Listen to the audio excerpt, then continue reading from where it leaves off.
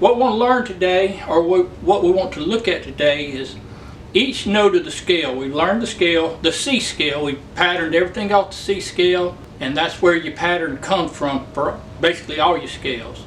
And so it doesn't have any sharps or flats or anything like that in it. So we started with C, D, E, F. Remember, E and F were together. G, A, B, and then we went back to C. Each one of these notes has a chord that corresponds with it. We're going to call them a triad chord, just so you can understand that a chord, I guess technically, has to be made up of at least 3 notes. But we're not going to deal with chord construction or anything like that. I just wanted to show you how each of these notes on this major scale correspond with the chord that they're related to, or that they go with. The root note is going to have a major chord. You're going to have a major chord and a minor chord. We're only going to look at 6 of the notes. We're going to leave off the 7th because the 7th is a diminished, and I don't want to look at that just yet. We're just going to look at 1, 2, 3, 4, 5, and 6 and let you see how that the chords relate to them. Let me just tell you, the chords 1, 4, and 5 are going to be major chords. The chords 2, 3, and 6 are going to be minor chords. What makes them major, what makes them minor, is the third, if you will. We'll look at that in another video. It's the 3rd degree of the scale, whether it's a flatted or whether it's not. If I start off on my root note, which is a C, that corresponds with a C major chord. If I go to my 4, which is, you remember, go down 1, that's a 4. That's going to correspond with the 4th chord is going to be a major chord as well.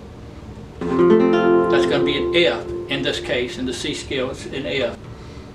And so you make your F chord, it's a major chord. Some people make it like that, some people make it like that, some people make it like that.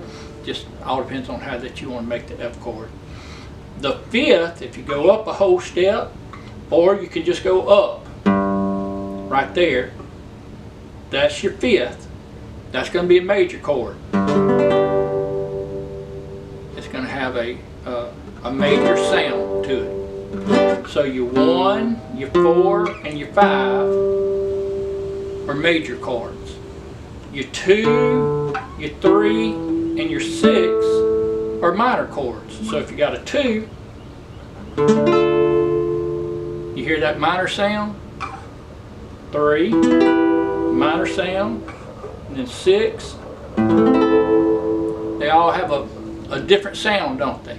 So your 1 of any scale that you play in the major scale, the 1 is going to be major, the 4 is going to be major, the 5 is going to be major, the 2 is going to be minor, the 3 is going to be minor, and the 6 is going to be minor. You can look at it from this standpoint as well. If I have a C, let's just go through them in order. 1, 2, 3, 4, 5, 6.